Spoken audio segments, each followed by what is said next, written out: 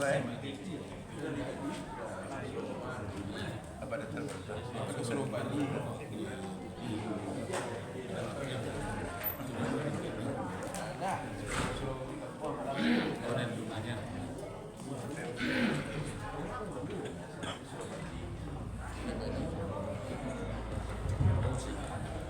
Surah Al-Ahqaf, Surah Al-Ahqaf, Surah 6 ayat 1 halaman 502.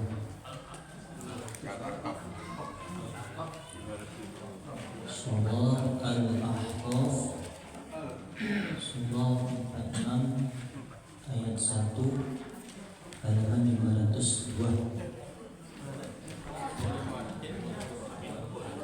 Surah Al-Ahqaf, Surah 46 ayat 1 halaman 502.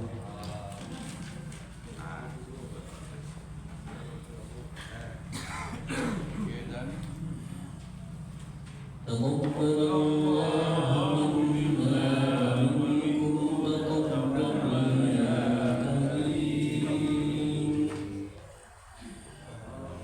A'udzu billahi minasy syaithanir rajim. Bismillahirrahmanirrahim.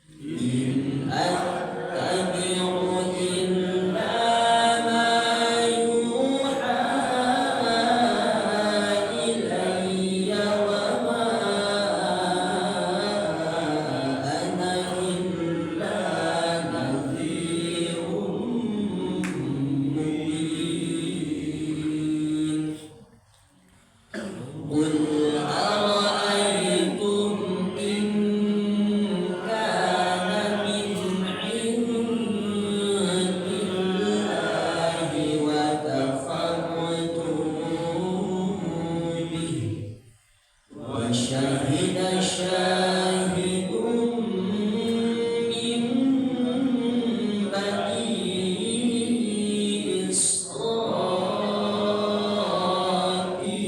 على مثله فآمن واستكبرتم إن الله لا يهدي القوم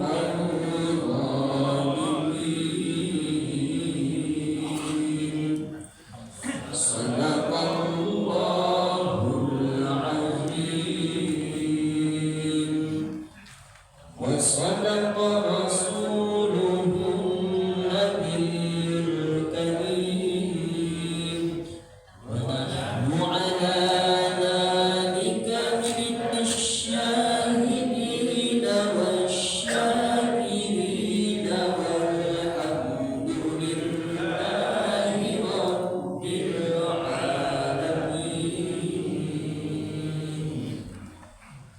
Terjemahan surat Al-Ahqaf ayat 1 sampai dengan 10.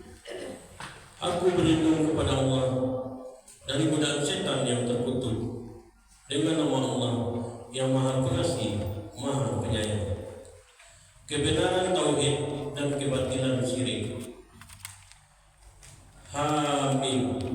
Kitab ini diturunkan dari Allah yang Maha Perkasa, Maha Bijaksana. Kami tidak menciptakan langit dan bumi dan apa yang ada di antara keduanya, melainkan dengan tujuan yang benar dan dalam waktu yang ditentukan. Namun orang-orang yang kafir berpaling dari penglihatan yang diberikan kepada mereka. Katakanlah Muhammad, terangkanlah kepadaku tentang apa yang kamu sembah selain Allah. Perlihatkanlah kepadaku apa yang telah mereka ciptakan dari bumi, atau adakah peran serta mereka dalam penciptaan langit? Bawalah kepadaku kitab yang selain sebelum Al-Quran ini atau peninggalan dari pengetahuan orang-orang dahulu, jika kamu orang yang benar. Dan siapakah yang lebih sesat daripada orang-orang yang menyembah selain Allah? Sembahlah yang tidak dapat memperkenankan doanya sampai hari kiamat, dan mereka lalai dari memperhatikan doa mereka.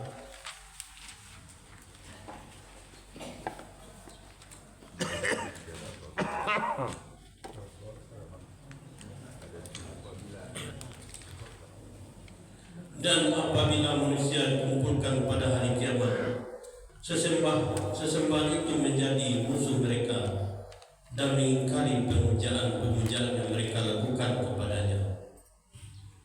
Dan apabila mereka dibacakan ayat-ayat kami yang jelas, orang-orang kafir berkata, ketika kebenaran itu datang kepada mereka, ini adalah sihir yang nyata. Bahkan mereka berkata, dia Muhammad telah mengada-adakannya Al-Quran. Katakanlah, jika aku mengada-adakannya, maka kamu tidak kuasa sedikit pun menghindarkan aku dari azab Allah. Dia lebih tahu apa yang kamu percakapkan tentang Al-Quran itu. Cukuplah dia menjadi saksi antara aku dengan kamu. Dia Maha Pengampun, Maha Penyayang. Katakanlah Muhammad, aku bukanlah rasul yang pertama di antara rasul-rasul, dan aku tidak tahu apa yang diperbuat terhadapku dan terhadapmu. Aku hanyalah mengikuti apa yang diwahyukan kepadaku, dan aku hanyalah pemberi peringatan yang menjelaskan. Katakanlah, terangkanlah kepadaku bagaimana pendapatmu jika sebenarnya Al-Quran ini datang dari Allah dan kamu mengingkarinya, padahal ada seseorang saksi dari bumi, dari Bani Israel, yang mengakui kebenaran yang serupa dengan yang disebut dalam Al-Quran, lalu dia beriman. Kamu menyombongkan diri, sungguh Allah tidak memberi petunjuk kepada orang-orang yang zalim. Maha benar Allah dengan segala firman-Nya. Amin. Allahumma arhamna bil Qur'an waj'alhu lana imaman wa nuran wa hudan wa rahmah. Allahumma dzakirna minhu ma nasina wa 'allimna minhu ma jahilna warzuqna tilawatahu ana al-laili wa atrafan nahar waj'alhu lana hujjatan ya rabbal alamin.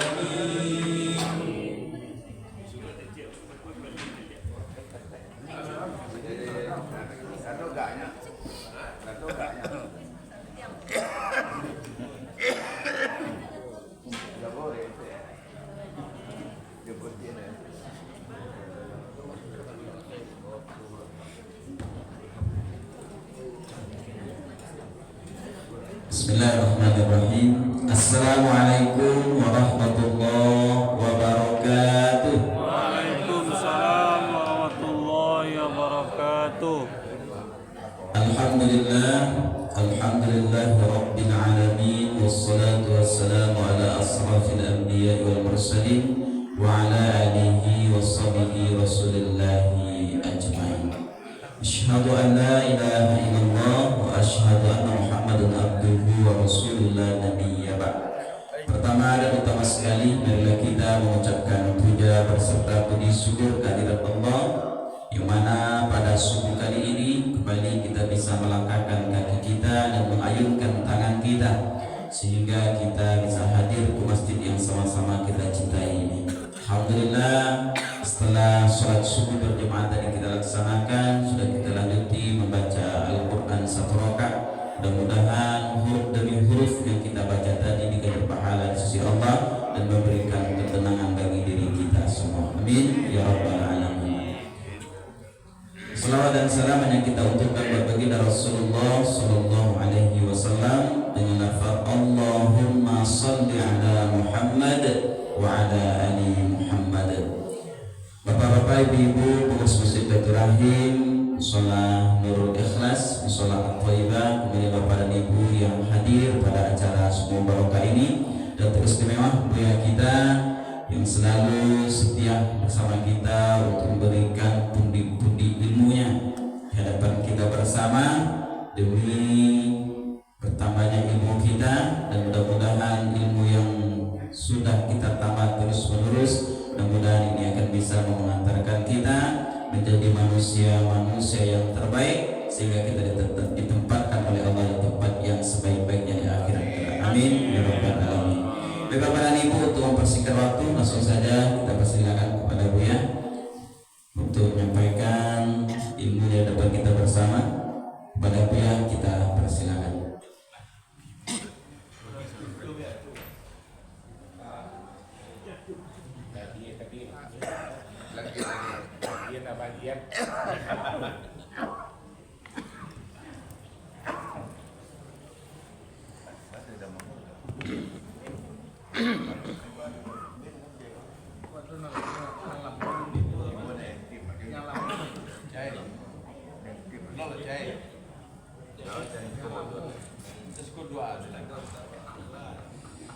Bismillahirrahmanirrahim.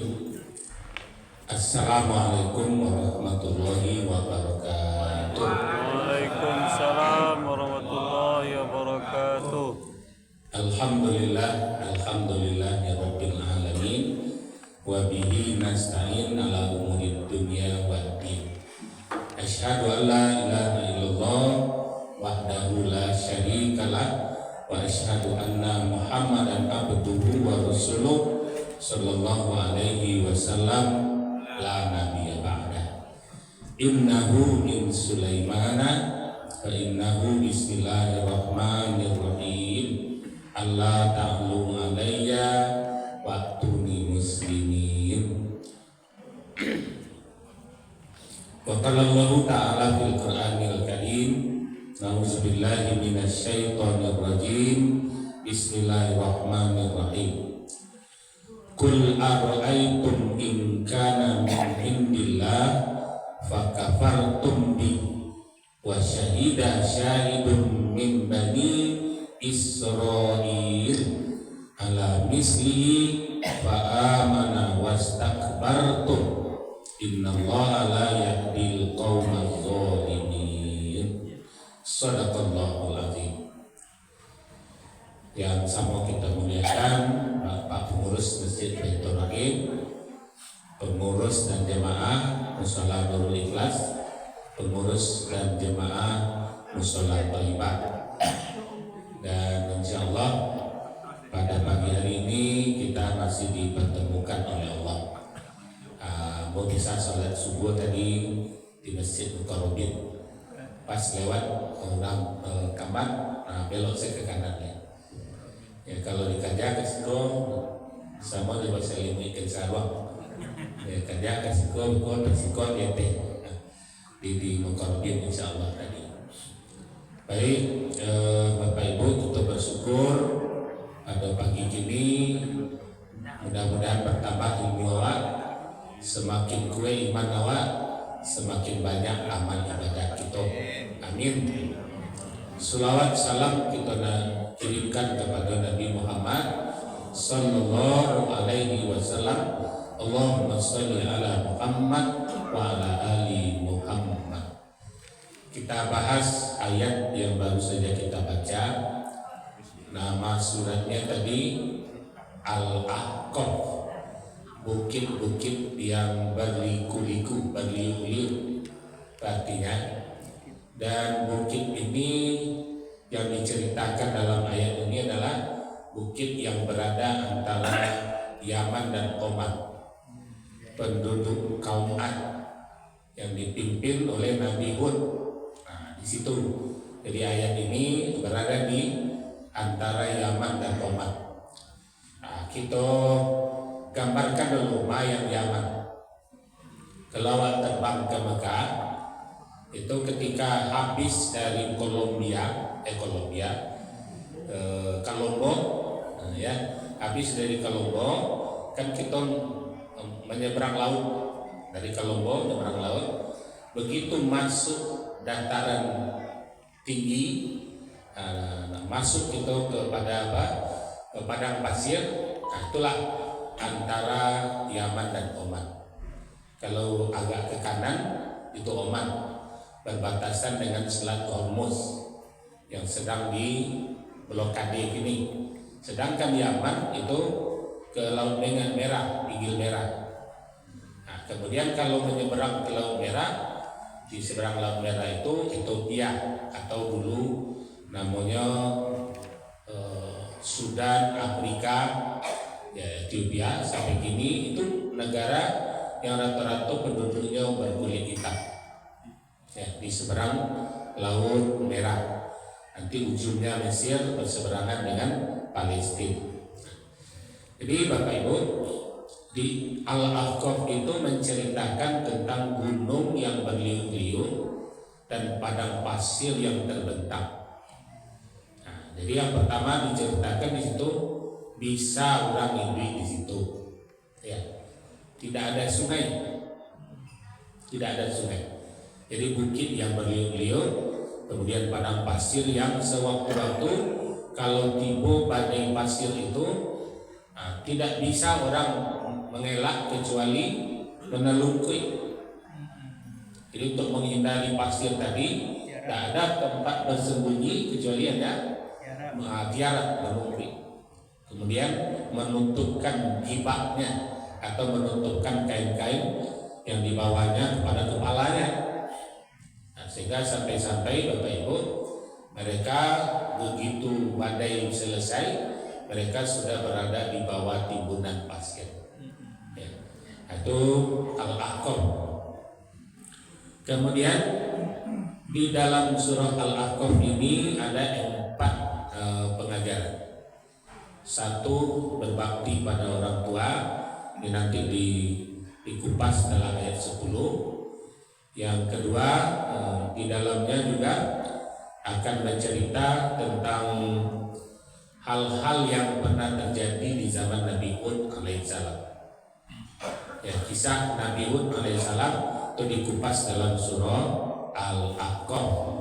Ya, kemudian Bapak dan Ibu, nanti di dalamnya juga akan terdapat ayat-ayat kauniyah, ayat-ayat yang dibahas itu ayat yang menceritakan tentang kisah-kisah terdahulu. Nah, pada ayat 10, lalu misalnya saya baca di ayat 10 tadi, Bapak dan Ibu, ada seorang Yahudi yang masih hidup di zaman Nabi, kemudian dia hafal Taurat. Ya, hafal Taurat. Jadi kitab Taurat dia hafal. Itu di bawah terjemahan surat ayat ke-10 itu ada asbabun nuzul namanya, yang di checklist kuning. Jadi bagi yang masih buka Al-Quran, itu di bawah ayat 10 itu ada stabilo kuning. Itu namanya asbabun nuzul ayat. Namanya Abdullah bin Salam. Ya, Abdullah bin Salam ini Bapak dan Ibu, dia masih menghafal akan Taurat, dan katanya cerita ini sudah saya baca di Taurat. Nah, itu kata Abdullah bin Salam. Ini sudah saya baca di Taurat. Nah, maka dengan turunnya ayat ini, Abdullah bin Salam ini beriman bersama Nabi. Ya, karena dia termasuk orang yang masih menghafal Taurat. Pada Taurat itu urutannya apa? Taurat, Zabur, Injil. Ya. Taurat kepada Nabi Musa. Beliau masih menghafal, beliau masih membaca. Oh, ini ayat ini sama dengan yang ada di Taurat. Ya, nah, kalau begitu, saya beriman. Tapi kebanyakan tidak beriman.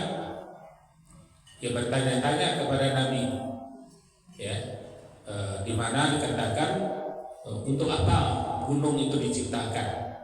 Kan sebaiknya katanya dataran saja, tidak menghambat. Begitu menurut logika orang yang kufur. Apa kau diambil lo pakai gunung? Nanti banyak di dalam surah Al-Mulk, dalam surah Al-Furqan. Nah, Allah menjawab bagaimana dan untuk apa gunung itu diciptakan, termasuk dalam surah Al-Mulk. Sehingga Allah pertanyakan, betul, tidakkah kalian perhatikan mengapa gunung kami tinggikan? Sampai begitu Allah menanyakan. Ya.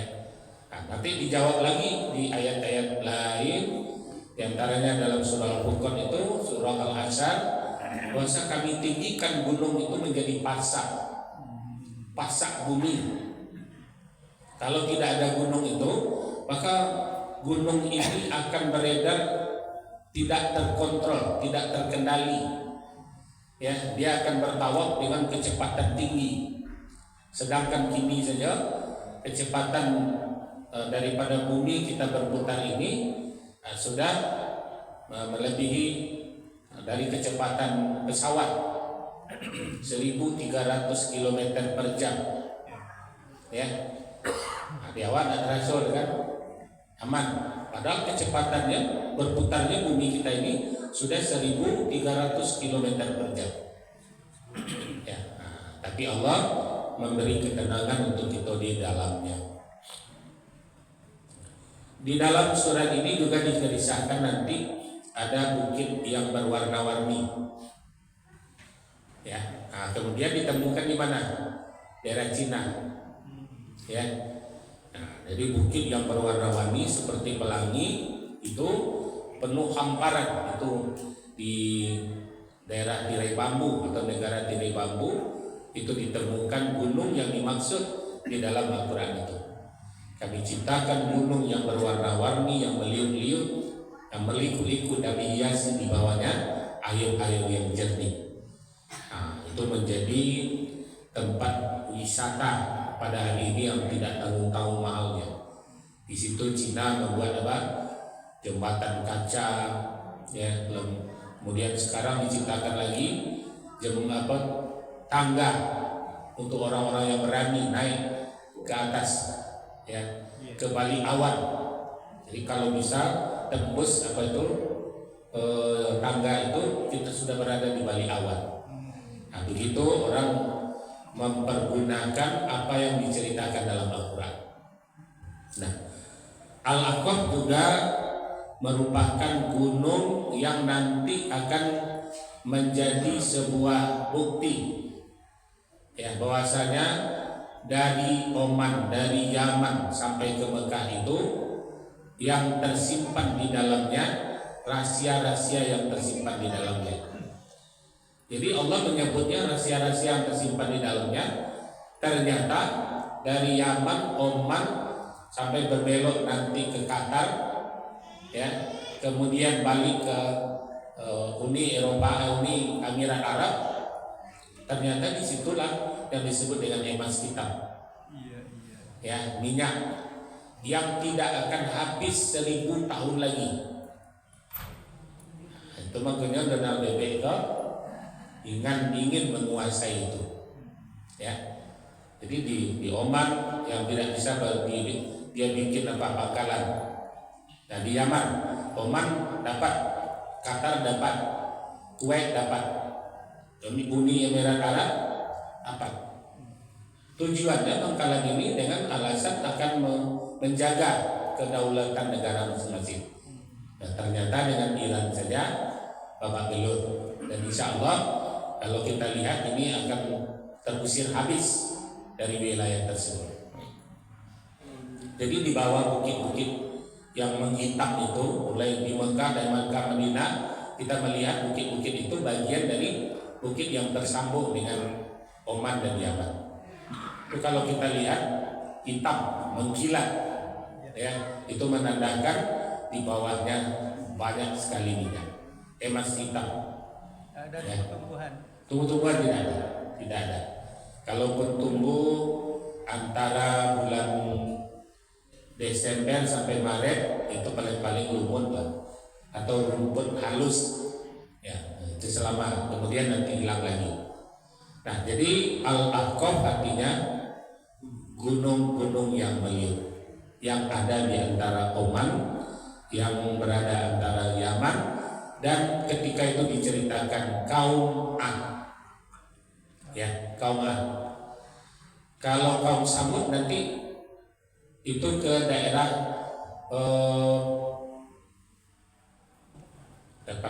antara 400 meter ke 400 kilo dari Madinah, ya, yang sekarang kerajaan Arab Saudi membangun di situ hotel kaca. Padahal Nabi mengatakan kalau kau lewat di negeri ini, segera tinggalkan karena negeri terkutuk, negeri kaum soleh, ya, Madain Soleh, namanya Madain Soleh.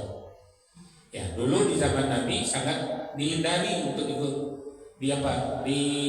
dikunjungi karena penduduk kaum Ad itu memahat akan bukit-bukit di pahatnya.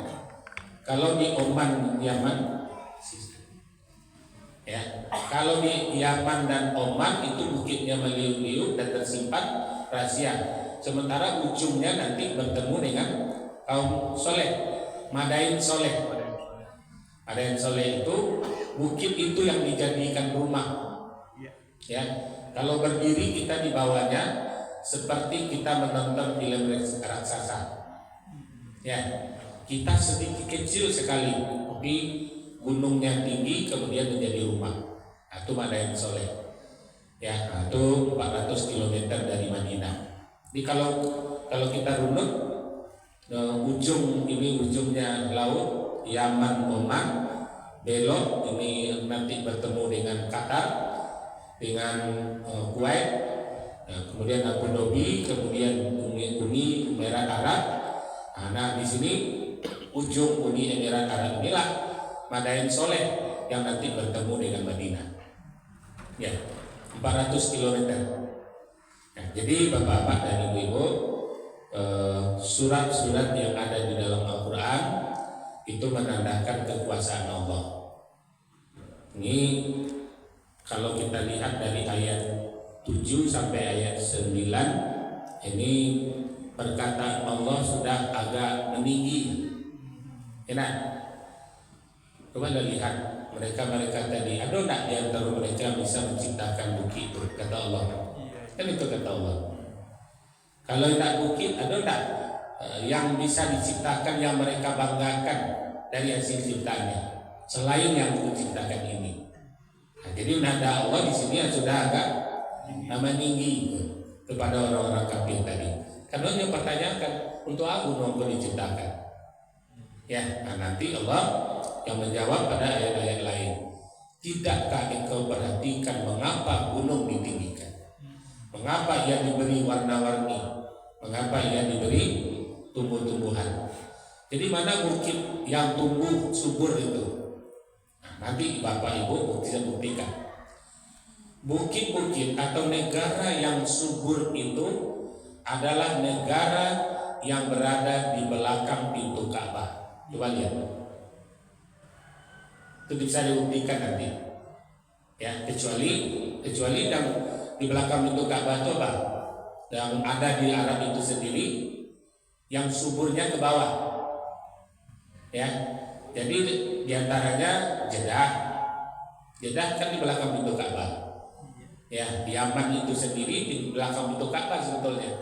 Tapi suburnya tidak ke atas, suburnya ke bawah. Nah, setelah melewati Yaman tadi kan bertemu dengan Kolombo. Ya.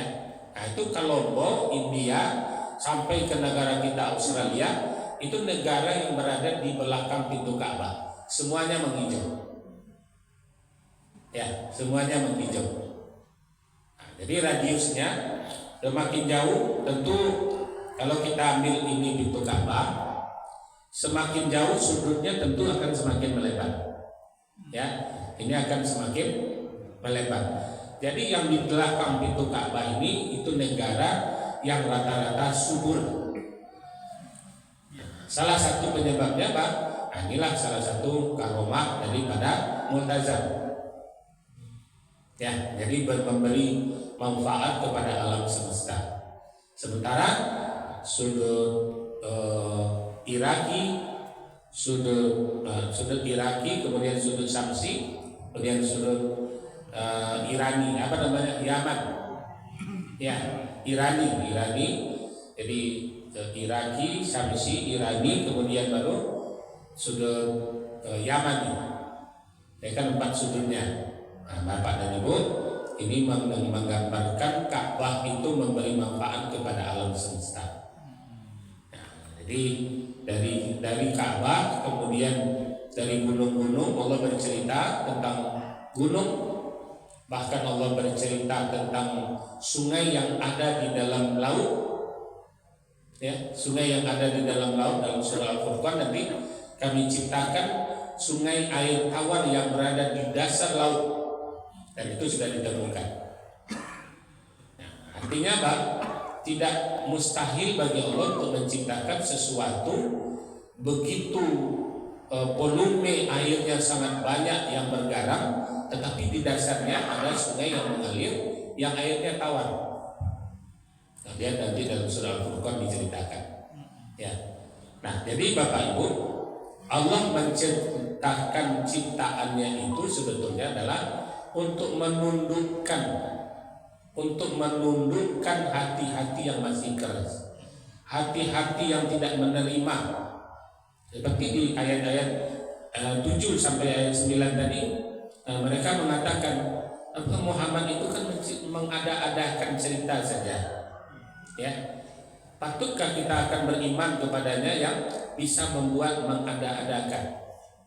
Nah, padahal Allah sendiri mengatakan, coba lihat berapa kali Allah sebut kepada Muhammad, kul, ya, kul ma kuntu, di bawahnya kul aro'aitum in kana min indil. Itu kalau kalimat kul itu adalah perintah kepada Nabi Muhammad, Muhammad, kecelah ke mereka itu. Nah, begitu kira-kira. Ya, berapa kali Allah menyebut yang tadi kul. yang perintahkan, hai Muhammad, jangan disembunyikan oleh, jangan basa-basi jalan, ceritakan kepada mereka. Atau di sini, kul ara'aitum in kana min indillah wa kafartum bih. Aku yang tadi disebut. Apakah ada di antara mereka yang bisa menciptakan? Ya, kalau balik ke dalam surat Al-Baqarah, ditantang umat Nabi Ibrahim, Namrud, ditantang apa dengan penciptaan nyamuk atau yang lebih kecil dari nyamuk. Ya, tetap saja mereka membantah. Ya, tetap saja mereka membantah. Apa bantahannya? Alo bunuh rangi diciptakan di bangga-banggaan oleh Tuhan Muhammad. Ya, kan innallaha la yastahi ayyudriba masalah ma ba'udatan fama fawqa. Al-Baqarah ayat 26. Kemudian apa jawaban orang kafir itu, Pak? Itulah yang bangga-banggaan Tuhan Muhammad tuh. Baru rangi. Nah, kamu gitu kira. Ya. Padahal Allah menantang mereka.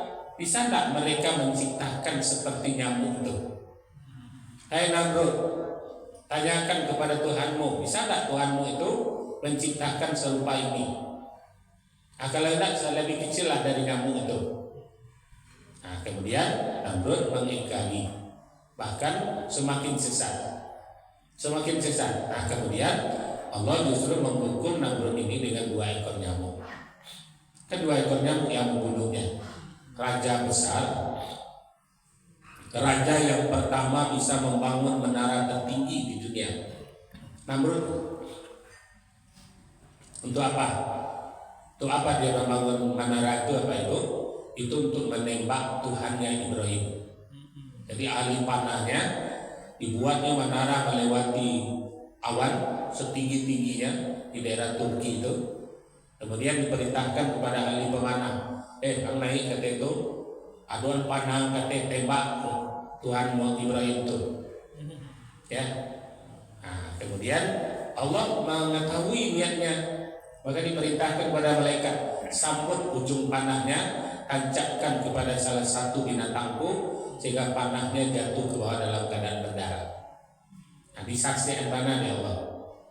Ya, kan ayat 26 itu mengatakan gitu. Ya, kalau tidak percaya dan saksi mana kata Allah. Kalau tidak percaya dapat hidayah. Ya, nah, kita lihat betul Bapak Ibu ayat 26 Al-Baqarah. Nanti bisa kita lihat apa perbedaan orang yang tersesat dengan orang yang mendapat petunjuk. Al-Baqarah ayat 26.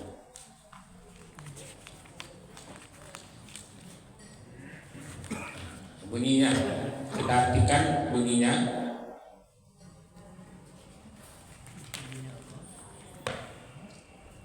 Artinya, sesungguhnya Allah tidak segan membuat perumpamaan seekor nyamuk atau yang lebih kecil dari nyamuk itu. Adapun orang-orang yang beriman, mereka tahu bahwa itu kebenaran dari Tuhan. Nah, sodaqta, toib, itu bahasa kira-kira kan. Kemudian, tetapi mereka yang kafir berkata, apa maksud Allah dengan perumpamaan ini? Kalau bahasa Padangnya, Allah mau diciptakan rangi. Dengan perumpamaan itu banyak orang yang dibiarkannya sesat. Jadi Namrud dan pengikutnya sesat. Ya. Nah, kemudian dan dengan itu banyak pula orang yang diberinya petunjuk dengan nyamuk itu. Apa bentuknya? Kalau yang sesat itu sudah jelas. Kaum daripada Raja Namrud dengan kaumnya itu sudah sesat dengan nyamuk saja. Kemudian Allah bunuhlah Namrud dengan 2 ekor nyamuk yang masuk ke lubang telinganya selama 40 hari 40 malam. Ya, ubeknya sih tidak bisa dengan pel, tidak bisa dengan otolin. Ya Pak Tanda, tidak bisa dengan otolin. Ubeknya ditekuk kepalanya. Ya. Minta tolong kepada pengawal-pengawalnya menokoknya. Hari pertama tekuknya lain dengan dia. Kata Namrud hari kedua tak terasa dah. Enggak karya cetek. Sampai begitu. Sampai 40 hari itu enggak tega pengawalnya menokok sekuek-kueknya. Itu rajo mah. Awalnya kamu menokok kepala. Nah, kemudian Namrud menghempaskan kepalanya kepada patung yang disembahnya. Nah, itu akhir dari ayat. Nah, orang yang mendapat petunjuk baru. Nah, ini yang mendapat petunjuk di zaman semenjak tahun 80-an atau banyak orang dapat petunjuk karena nurangi. Ya, kalau ibu-ibu awak dapat petunjuk cuman membuat sambal adoanyang dari pucuan sampai loh. Ya, nah, air untuk supaya orang dan menggigi sabar dan pahit-pahit. Ya, tapi orang yang nambah di Medan Pak berdiri pabrik moslai. Ya, inilah yang dimaksud dengan ayat. Ada di antara mereka yang mendapat petunjuk dengan hadirnya nyamuk. Berdirilah moslai. Datanglah ABC, datanglah bertanding-tanding tuh Pak. Ya. Nah, kemudian katanya kata Pak Dokter tidak lama tuh dibakar susah sasak dia. Diciptakan pula pabrik baru yang pakai colok di dinding harum. Kata yang lain gang Pak Rabu sebentar Pak Hidayat kok Pak Rabu katanya kan semprotlah dikaja di mana menyuruh Baygon kemudian sampai dulu iklannya Bang ada nggak yang lebih bagus dari kan itu dulu iklannya kan yang lebih mahal ada. Itu jawabannya buat tanding-tanding. Kata orang yang membakar sesama katonan mencolok di dinding dan di rumah sebisanya awak baik ke mama. Nah, kemudian lahir yang disemprot. Kata yang lain semprot lo ke di bawah karena makanan mereka keluar yang dioles. Ya, ini yang dimaksud orang yang dapat petunjuk karena rangi. Nah, sampai hari ini jadi miliarder orang gara-gara rangi itu dan pabriknya masih berjalan. Ya, yang paling para bobana minta dibuatkan reket kaja. Ya, nah, coba bayangkan akibat dari ayat itu dapat petunjuk sehingga mereka meraup keuntungan. Ya, nah, di antara kita pernah mencoba satu aja, Padura coba satu aja. Yang mereka dari pertama sana nanti Padura mendengar mendekat doang. Ya. Jadi Bapak Ibu, ini makna ayat-ayat kauniyah. Itu namanya ayat kauniyah. Jadi Allah bercerita tentang gunung, itu ayat kauniyah. Allah bercerita tentang nyamuk, itu ayat kauniyah.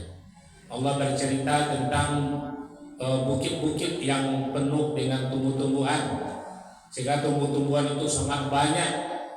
Malaikat sendiri sudah heran, namanya kok. Sehingga Allah sendiri mengatakan kepada Adam, ya Adam, ambihum bi asma. Cari Tuhan ke mereka malaikat kesadonya, kurumpi apa kok, kurumpi aku, buah aku, buah. Diceritakan oleh Adam.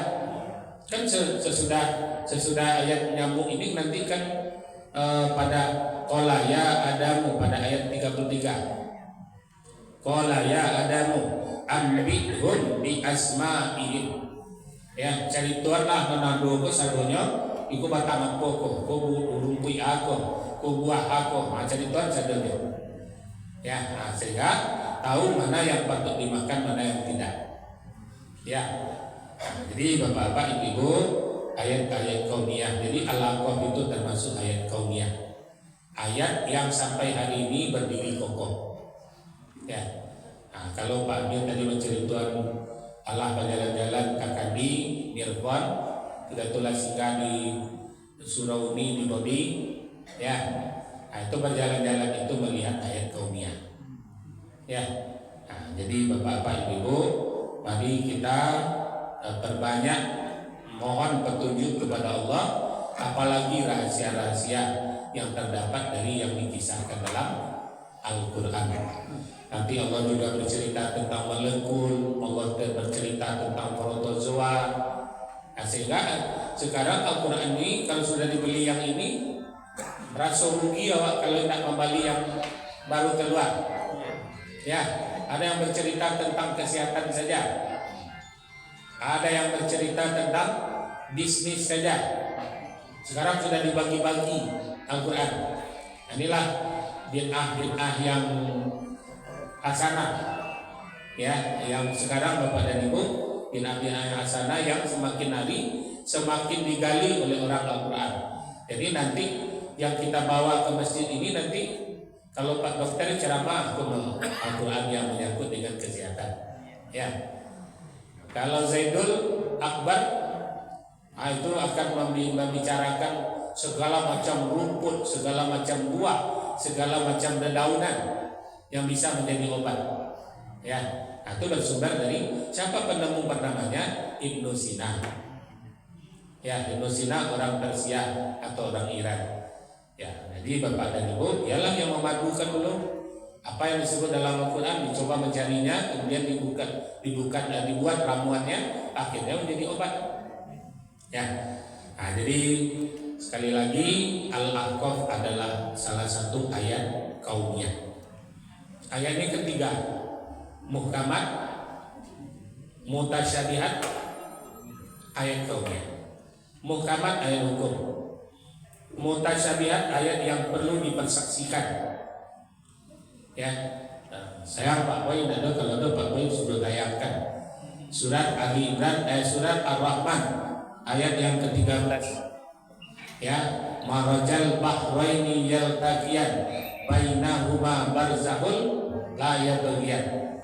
Nah, kalau di Pak Boy itu capek sekali. Ya, nah, di mana laut itu yang dimaksud dalam ayat ini? Ya, Selat Gibraltar antara Maroko dan Spanyol. Nah, jadi Bapak-bapak Ibu, nah, mari kita perbarui bacaan kita, kemudian kita lihat misi yang dibawa oleh Al-Quran itu, kemudian hukum apa yang terdapat di dalamnya. Dari ayat 10 tadi, 10 ayat yang kita baca, pertama Allah melihatkan kekuasaan, yang kedua Allah menegur orang-orang yang tidak peka dengan apa yang disebut dalam Al-Quran. Yang ketiga, Allah justru mulai memarahi mereka. Bagi yang tidak peka tadi, ujung-ujungnya bagi mereka adalah azab bagi mereka. Spanyol kebakaran. Ya, Spanyol kebakaran. Spanyol hari ini. Iya. Kebakaran besar-besaran. Cuma kita juara umum Ya, karena di juara umum kan. di juara dunia. Ya, juara dunia. Ya. Juara dunia Spanyol kemarin memang mereka memulai pertandingan dengan surah Al-Fatihah. Al-Fatihah. Nah, Ya, jadi mereka sebelum bertanding di dalam ruang tunggu selalu membaca surah Al-Fatihah. Padahal tidak semuanya pemainnya Islam. Ya, nah, tapi mereka mau mengikuti siapa? ajaran neneknya. Yaman. Ya. Jadi ya Bapak Ibu dibuktikan sehingga yang masuk Islam lebih 1.000 orang selama bola dunia. Masya Ya, lebih 1.000 orang yang baru saja bersyahadat kemarin. Yang preman, yang mogi, yang semuanya lah.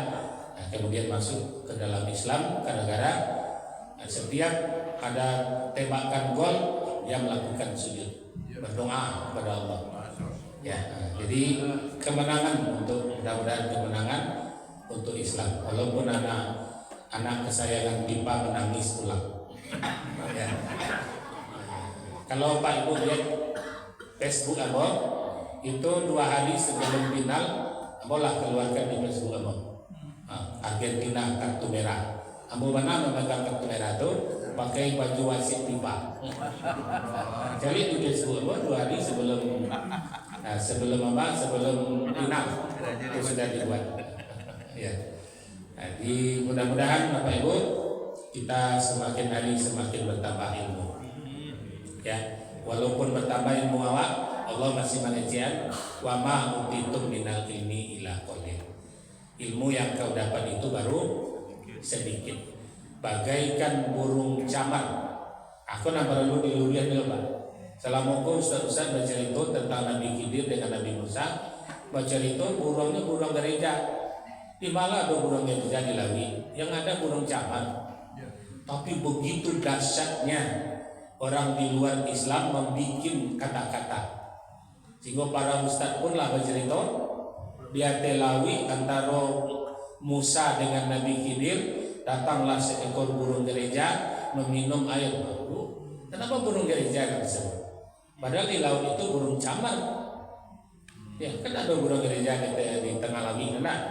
Tapi mengapa para ustadz guru dari dulu menyampaikan cerita Nabi Musa dengan Nabi Khidir itu yang sedang duduk di atas sampan di tengah lautan, datanglah seekor burung gereja meminum air, kemudian dia terbang. Khidir bertanya kepada Musa, Musa, adakah kau perhatikan? Ya, mana yang lebih banyak, yang diminum atau yang ditinggal?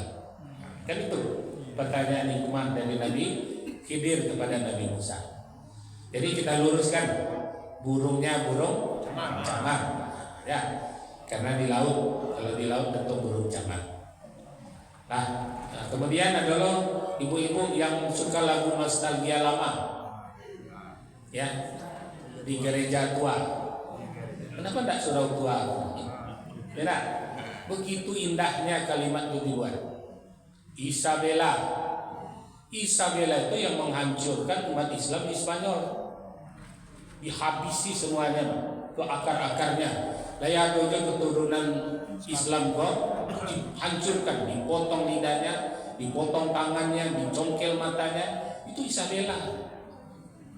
Dewa lama Luis, ya, selalu dilakukan tuh.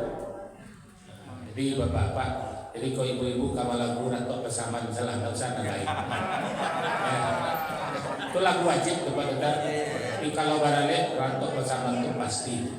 Ya. Atau mau sedang berjalan-jalan. Ya, itu request rantok bersama. Ya. Itu barangkali Bapak Ibu kajian kita pada pagi ini, mudah-mudahan kita bertambah ilmu sekali lagi, semakin kuat iman, semakin banyak amal, dan melimpah amal kita kepada ayah bunda kita. Amin. Ya Rabbal Alamin.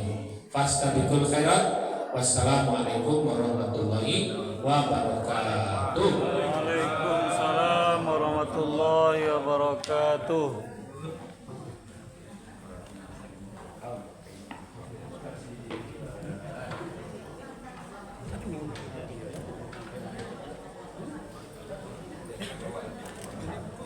Tur.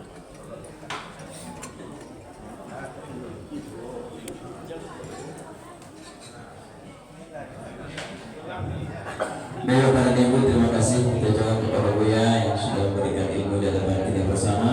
Mudah-mudahan ilmu budi-budi ilmu yang ada pada beliau diberikan kepada kita. Mudah-mudahan kita semakin kokoh keimanan kita. Amin ya rabbal alamin. Infak yang kita dapat subuh ini berjumlah Rp270.000. Rp270.000. Kemudian Bapak dan Ibu ada sedikit ini kami sampaikan. Alhamdulillah TKA Masjid Baitur Rahim sudah berjalan. Dan alhamdulillah santrinya sebanyak 30 orang. Jadi ada di antara anak kita yang duafa, orang tuanya yang biasa kita santuni di bulan Ramadan. Jadi kemarin rapat pengurus masjid rencananya akan diadakan donatur bagi anak-anak kita yang duafa. Daripada itu bagi bapak ibu-ibu yang ingin menjadi donatur TPA Masjid Baitur Rahim silakan. Yang kemarin disepakati per orang anak kita membayar Rp35.000. Jadi bagi bapak dan ibu ingin nanti menjadi donatur anak-anak kita di TKA silakan, nanti akan kami kirim listnya. Alhamdulillah sudah mendaftar sebanyak 2 orang. Bapak dan ibu insyaallah maghrib nanti akan kita lanjutkan belajar tahsin. Bagi bapak dan ibu yang ingin ikut silakan kita ikuti. Mungkinnya itu wabillahi taufiq wal hidayah. Assalamualaikum warahmatullahi wabarakatuh. Waalaikumsalam warahmatullahi wabarakatuh.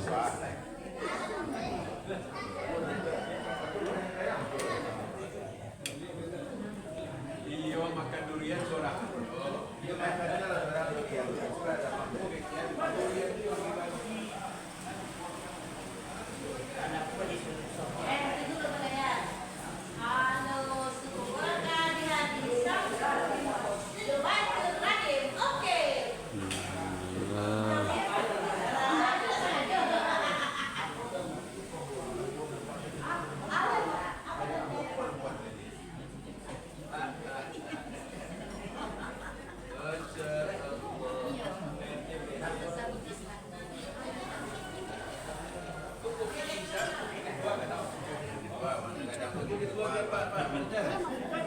belakang dia nggak ada punya.